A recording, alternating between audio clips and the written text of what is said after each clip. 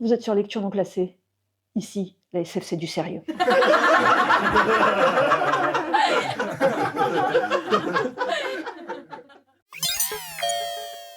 Je ne reprends pas la biographie de l'auteur, on l'a déjà vu dans une autre vidéo de lecture non classée, c'était L'homme qui mit fin à l'histoire. Mais sachez qu'il est à ce jour l'auteur le plus présent dans la collection Une heure lumière de Le Bélial, avec 4 titres. Et c'est quoi l'histoire?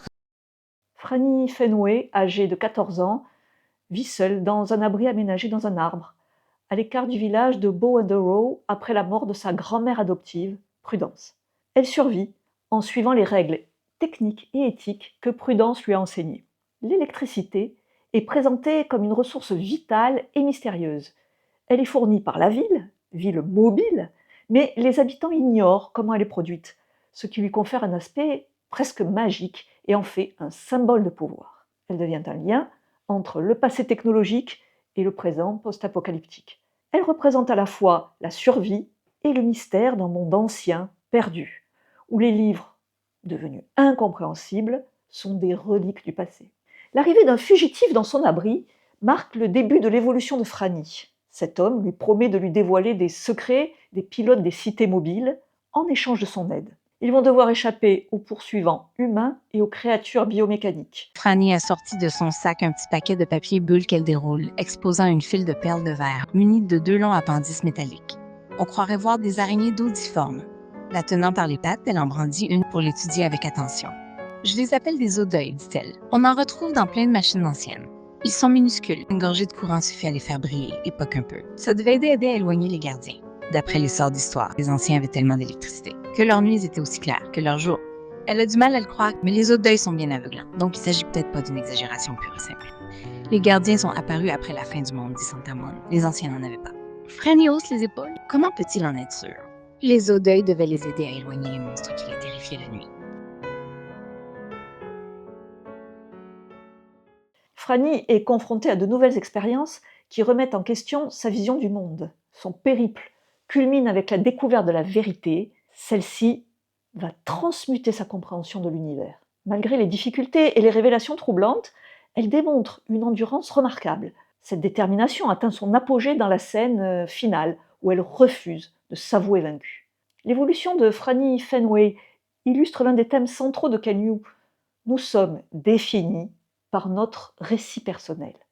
C'est à leurs histoires qu'on les connaît, dit Franny. Au total, le titre « Les armées de ce que j'aime », dont on va voir l'origine dans le chapitre suivant, résonne avec la phrase de John Coffey, héros de la ligne verte de Stephen King. Vous vous souvenez? Il parle du sacrifice ultime en ces termes. Il les a tués avec leur amour. C'est comme ça tous les jours, partout dans le monde entier. On veut connaître les références. Des œuvres post-apocalyptiques et de science-fiction aux accents de fantasy, comme celle d'Adrian Tchaïkovski, notamment Le Dernier des aînés. Le roman explore comment une ancienne colonie humaine a évolué au fil du temps, perdant la compréhension de sa propre histoire et de ses origines technologiques.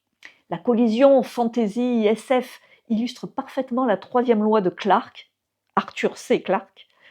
Toute technologie suffisamment avancée est indissociable de la magie. Le poème I Sing the Body Electric, je chante le corps électrique de Walt Whitman, qui est abondamment cité dans la novella. Whitman remet en question la dichotomie traditionnelle entre le corps et l'âme. Il affirme que le corps est tout aussi important que l'âme, voire qu'il est l'âme elle-même. Cette idée va à l'encontre des croyances chrétiennes de l'époque, qui tendaient à dévaloriser le corps au profit de l'âme. Il célèbre le corps de tous les individus, sans distinction de genre ou de classe sociale. Il évoque ainsi les armées de ceux qu'il aime, suggérant une fraternité universelle basée sur notre humanité commune. Le film Mortal Engines de 2018 et le roman Mécanique fatale de 2003 de Philippe Rive, dont il est l'adaptation, qui mettent également en scène des cités mobiles dans un monde post-apocalyptique. La ville de Boston a fortement inspiré l'univers du roman. On retrouve de nombreuses références à travers les noms utilisés, comme Boss, nom de la ville principale, Bow and Arrow, référence à un célèbre pub près du campus d'Harvard, Fenway, nom d'un quartier de Boston.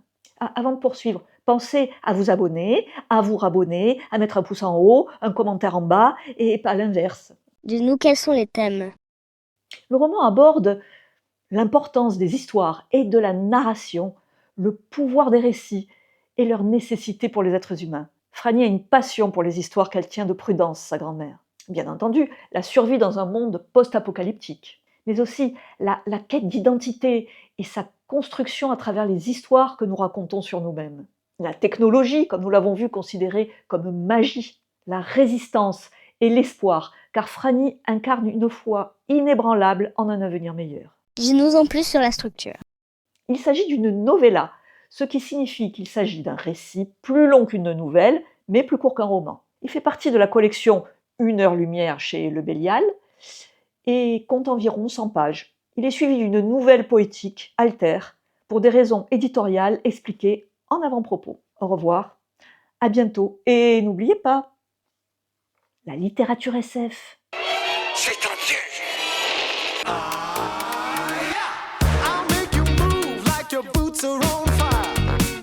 I'll make you jump like you touch a live wire.